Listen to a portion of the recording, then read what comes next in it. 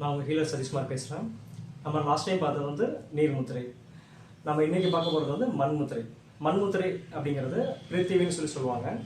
So அந்த பிரித்திவி முத்திரை பார்த்திங்கன்னா நம்ம உடம்புல வந்து விட்டமின் மினரல்ஸில் வந்து அதிகப்படுத்தக்கூடியது, உடம்புல தாது சத்துக்களை அதிகப்படுத்தும், உடம்புல வைட்டல் ஃபோர்ஸ் என்கிற மெட்டபாலிசம் இந்த மாதிரி இதை வந்து அதிகப்படுத்தக்கூடியது. ஸோ இது வந்து உடம்புல எதிர்ப்பு சக்தியை அதிகப்படுத்தக்கூடிய முத்திரா.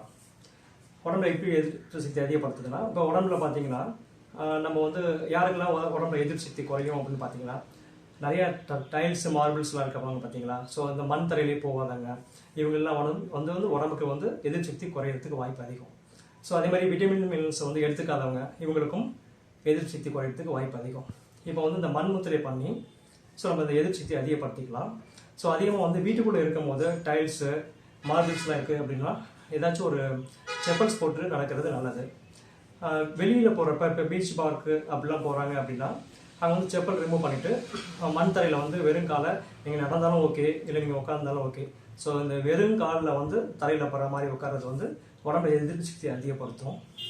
அதே மாதிரி இந்த முத்ரா பண்ணியும் நம்ம உடம்புல அந்த எர்த்தை வந்து மத எர்த்தை நம்ம இன்க்ரீஸ் பண்ணிக்கலாம்.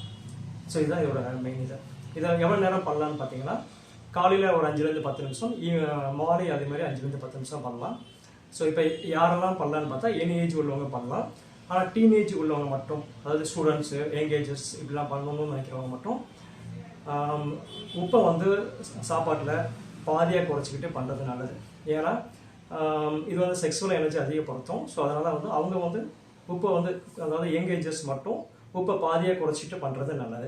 மற்றபடி எல்லாருமே பண்ணிக்கலாம். ஸோ அதேமாதிரி குதிகால் வலி இது பண்ணும்போது யாருக்காச்சும் குதிகால் வலி இருக்குது அப்படின்னா, அந்த குதிகால் வலி வந்தால் மட்டும் இந்த முத்திரா மண் முத்திரா பண்ணி குதிகால் வலி வந்தால் மட்டும் அவங்க வந்து இதை நிப்பாட்டிக்கிறது நல்லது. மற்றபடி எனி ஏஜஸ் உள்ளவங்க பண்ணலாம். இது வந்து மெயினாக பார்த்தீங்கன்னா நகம் உடைகிறது, முடி கொட்டுறது, அதுக்கப்புறம் வந்து எலும்பு வந்து ஸ்ட்ரென்த் இல்லாமல் இருக்கிறது, இவங்க எல்லாருமே இந்த முத்திரா பண்ணுறது ரொம்ப நல்லது. ஒரு 15-30 நாள் பண்ணிங்கனாலே உங்களுக்கு நிறைய வித்தியாசம் தெரியும். முடி கொட்டுறது ஸ்டாப் ஆகிடும், பொடுகு தோலை நிறைய குறைஞ்சிடும். இந்த மண்முத்திரை பிசிஓடி ப்ராப்ளம் உள்ளவங்க தாராளமாக பண்ணலாம். அதுமாதிரி அலர்ஜி, ஆஸ்துமா சம்மந்தப்பட்டவங்க உள்ளவங்களும் ரெகுலராக பண்ணலாம். இது ரெகுலராக பண்ணி அந்த பலனை வந்து நீங்கள் அடையலாம். இப்போ நாம் வந்து மண்முத்திரை எப்படி பண்ணுறதுங்கிறத பார்க்கலாம். இப்போ வந்து நம்ம விரலில் மோதிர விரலோட நுனியை வந்து கட்டவரோட நுனியில் இணைக்கணும். ஸோ இப்போ 2 நகமும் நேர்கோட்டில் இருக்கணும். ஃபிங்கரோட நுனியை மட்டும் நம்ம வந்து சேர்ந்த மாதிரி வச்சுக்கணும். இல்லைங்களா? 2 கைகளால் பண்ணணும். ஸோ இப்போ வந்து இப்படிலாம் வைக்கிறது வந்து கரெக்டான முத்திரா கிடையாது. இது வந்து இந்த டிப்பு நேர்கோட்டில் இருந்துச்சுன்னா இது நல்லா 100% நல்லா வேலை செய்யும். ஸோ இந்த முத்திரா சரிங்களா, இது வந்து மடியில் வச்சுக்கிட்டு இந்த பொசிஷனில், அதாவது உள்ளங்கை வந்து மேலே பார்த்த மாதிரி பொசிஷனில் பண்ணுறது நல்லது.